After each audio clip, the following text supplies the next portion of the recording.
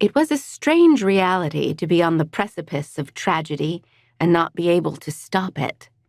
Stranger still, to live two simultaneous lives and know that one day I would have to choose one and leave the other forever. But this had been my existence since birth.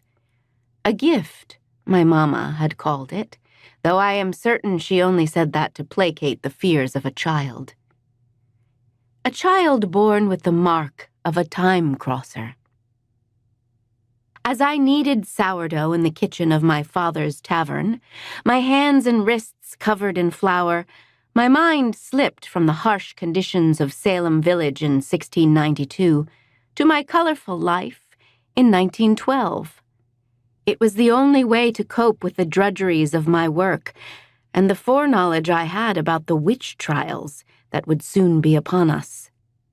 Reverend Paris's daughter and niece had been ill for the past 6 weeks, and the whispers had already started.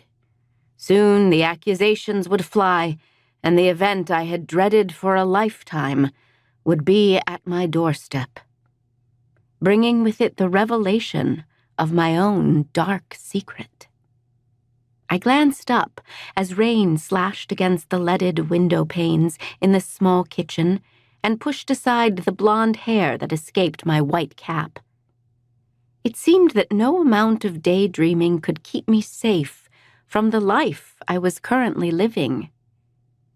Outside the tavern, a storm had been blowing for the past 6 days, bringing relentless wind, rain, and sleet. The real storm, though, was picking up strength in the clouded minds and hearts of Salem's inhabitants, who were always on the lookout for an attack, whether from the Abenaki Indians or from the spiritual realm, which was much more frightful and heinous to battle. My twin sister, Hope, entered the low, timber-ceilinged kitchen at the back of Eaton Ordinary and snatched a dried fig from the work table. The tavern was the only home we'd ever known in Salem village.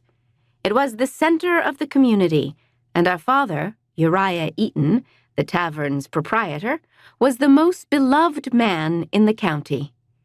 Generous to a fault, when it served him well. Ruthless and shrewd when it did not.